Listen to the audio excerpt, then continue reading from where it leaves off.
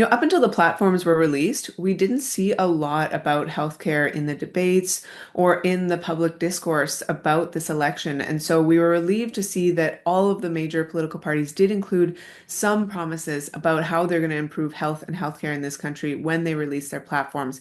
For example, all of them have said that they want to improve labor mobility for physicians, making sure that they can move across the country to respond to urgent needs. Because as it stands right now, we have to have a license in each province or territory that we work in, and it doesn't allow us to respond if there's, say, coverage for a weekend where we could help out in another province.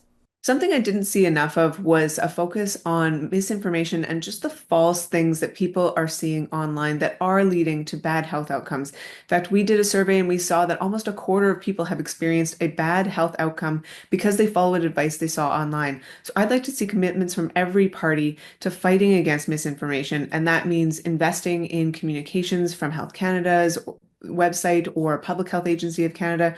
We need trusted sources of information for Canadians to be something that every government is committed to.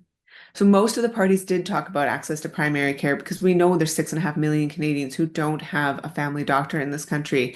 And so I was pleased to see that most parties did talk about how we can improve that by doing things like increasing the training spots so that there's more physicians graduating, making sure that there's a fast track process for US physicians or other internationally trained physicians to get into the workforce here in Canada, and also bringing in team-based care so that it's not just a family physician working on their own, but the pharmacist, the nurse practitioner, the dietitian, they all work together on the same team with the family doctor so they can provide care to more Canadians and honestly do a better job when you have that shared expertise that you can work together and provide care to patients in a more robust way. We did see some of the parties talk about potential ways that they can support family physicians on the ground and make sure that getting them started up in their clinic is a feasible endeavor for them. And that was a welcome surprise to see, not something we thought was going to come, but happy to see that it showed up in some of the platforms. There's a lot of stress for family physicians in particular because they are the lowest income earners of the different specialties of physicians, but they also take on the most risk because they often are running their own business to open up a clinic. So they either have to buy or rent the space, they have to hire everybody that works there, and that's all coming out of their pocket. And so it can be a really stressful thing to run a business and try to be a doctor and try to do it all on one person's salary, supporting the entire clinic. And so we know that most family doctors are paying 40% overhead to be able to run that clinic. And that makes it hard to convince people to go into family medicine, which we so desperately need in this country.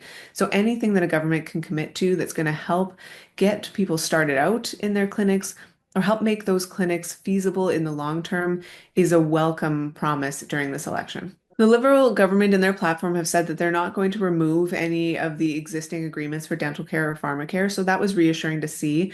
As someone who works in women's health, knowing the struggles my patients have had to access contraception, it was really wonderful to see this come in so that all of them could get the access to the medications they needed to prevent a pregnancy and not have to go for surgery like a tubal ligation just because that's something covered by the system.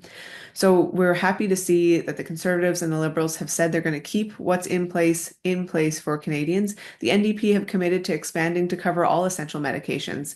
And that's something that we hope to see in the future. We want to make sure that no matter what someone's health condition is, that the cost of medications is not a barrier to being able to get appropriate treatment for that condition. No matter who wins this election, the CMA is looking forward to working with them to finding solutions. And all of them have come up with some solutions that are in a positive direction.